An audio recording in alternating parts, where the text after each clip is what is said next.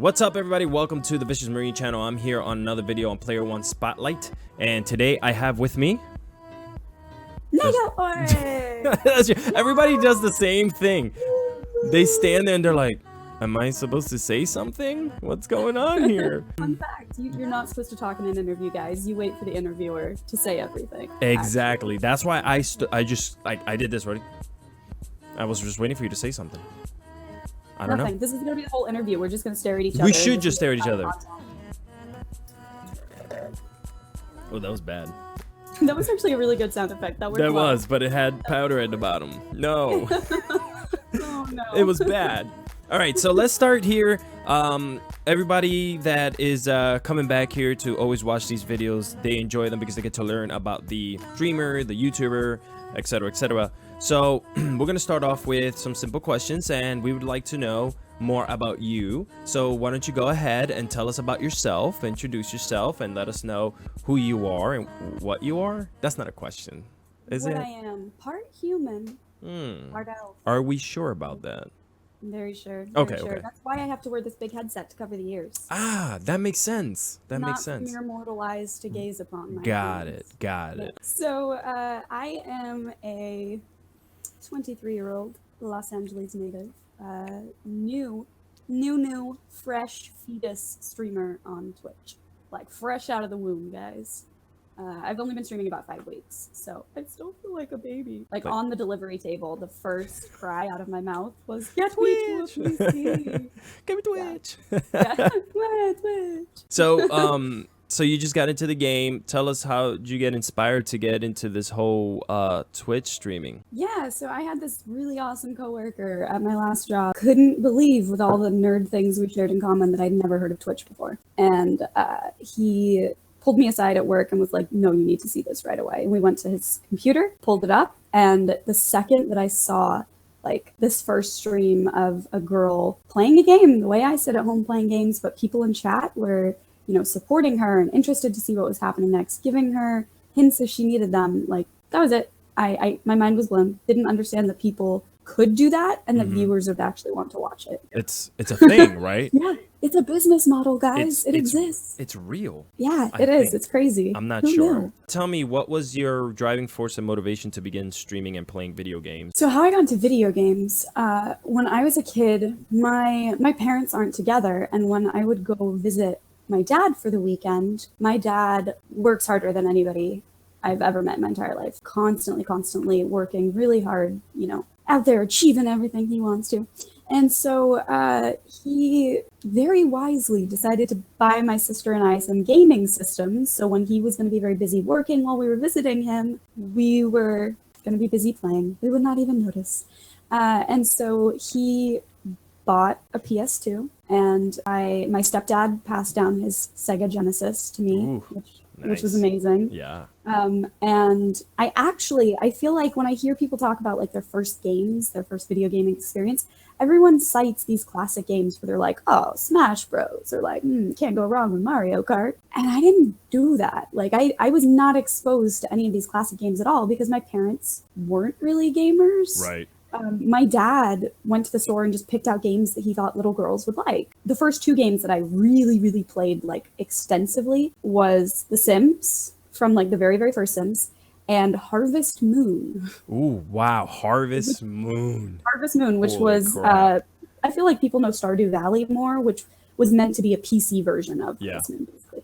So farming simulator. It's a life simulator where you cuddle chickens, you grow crops. Like, those were the kind of games that I played as a kid. But I think it left a really profound like influence on me and a mark upon me, because with those games, all you have to connect with are the characters. Like, you don't have these heavy, like intense, like, I need a strategy for this battle, and this is exciting and adventurous, and there's a story I can sink my teeth into. You had to grow attached to your chickens. You named your chickens. You played with your Sims, and you laughed at the silly things that they did. You know, as The Sims 2 came out and you could start influencing little things, like they had aspirations and you could see them to have different personalities a little bit. Like, that was where I derived enjoyment from gaming, was appreciating the little things. As I did get older, like, I got made fun of a lot for the way that I played Pokemon, because I didn't play to win and to like beat the gym leaders and be the best. I felt like my Pokemon's feelings would get hurt if I didn't try to like play with them all equally. You took care of your Pokemon. I did. So like even when they clearly weren't right for the job, I was like, you know what? You be the best little Squirtle you can be. It's okay.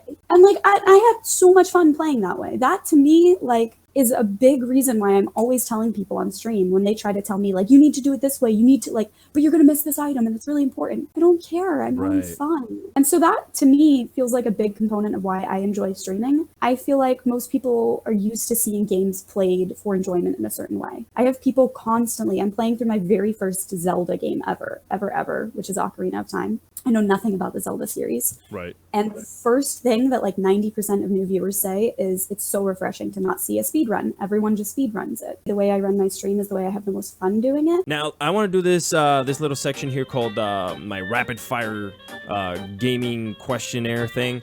And I'm going to just ask you 3 quick questions and yeah, drink because we don't want to do that when you're answering these. That's why I got that last sip of tea in. Like, there you go. What is your favorite game of all time? The Sims 2. Favorite snack while gaming? I don't like to eat while gaming because I need my hands on the controller. So just tea to soothe the throat. What was the last show you binged on? Rick and Morty and Dragon Ball because I'm watching Dragon Ball for the first time. What are your overall goals and future projections for you in this business? To be happy is the simplest way I can put it. When I started streaming, I didn't expect anybody to show up. Genuinely, like for a long time before I started, I just lurked constantly on like the Twitch subreddit and read every single thread that popped up just to try and like get as much advice as possible. Like if you want to do it, just perform to an empty room and enjoy it anyway kind of thing. When I started, I just assumed that nobody would watch. And I went into it knowing that like, I'm still going to have fun doing this if nobody ever shows up. If the community gets bigger, it gets bigger and I'll love it. And if it stays the same, I will love it. And if it gets smaller, I will love it. I will be happy streaming no matter who's there. As long as I'm still having fun. I love, like there have been viewers that have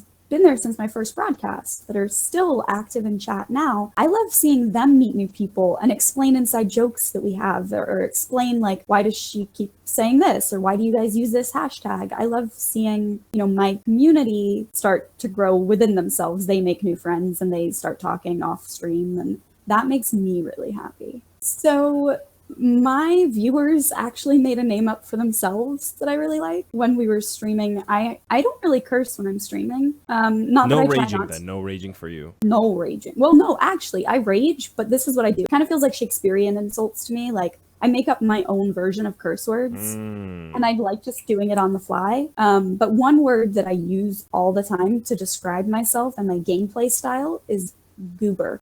Not gonna be the best at games that I'm playing, but I'm gonna be silly about it and I'm gonna have fun with it. And to me, a goober is like kind of goofy, kind of silly, kind of being a doofus, but like with a smile. Like it's fun. Yeah. And so during one of my streams, I don't remember, somebody in chat just said, "Hey, Oryx, can we be the goobers?" And everyone in chat was like, #Goob Crew. Goob Crew. We're the goobers. Ah! And now I just call them my little goobers. They're goobs. They're little goobie goobs. It just to me kind of reflects the fact that like we're silly, we're gonna have fun, we're not gonna always be playing the game correctly or well, but that's not gonna detract from the entertainment value. No, of course, that's pretty awesome. And in order for you to grow anyway, you got to have a positive community around you that's going to uplift you. If you had one piece of advice for anyone in the gaming and the streaming industry, I know you're fairly new, but from what you've learned and from what you've gathered and everything that you've read, what would that be? Not every viewer needs to be your viewer. I think people get into this mindset of like every time somebody leaves their stream or even just like, they see somebody playing the same game, maybe they have similar setup and they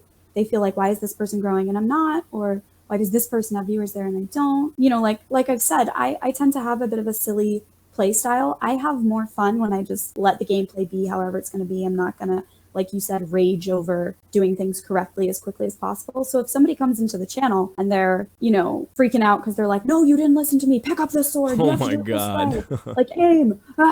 They're probably not going to enjoy my channel anyway because I'm never going to be that person person who wants to be competitive over it and wants to do it perfectly. And the thing that I think a lot of people forget is that's okay. Like, I want that viewer to find a stream that plays that way. I want them to find somewhere where they feel the entertainment is what they're looking for. Yes. I'm not going to cater to the widest possible net of viewers, right, and like dilute what it is that I do. Like, I do what I do, and if you like it, I'm so happy that you enjoy it. Now, if you were to watch this video 5 years from now, what would you tell your future self? Call your mom, because you probably don't call her often enough. There's no such thing as calling your parents often enough. Find 3 people that you haven't told you love them lately, and you call them and you tell them. Go play a game you haven't played lately, like something that maybe you don't play because you don't want to stream it, and you only play games when you stream now. You go play a game for you, young lady. Last but not least, let everybody know that's going to be watching this video where they can follow you, your social networks, social security number, house, everything. Yep, got it. Okay.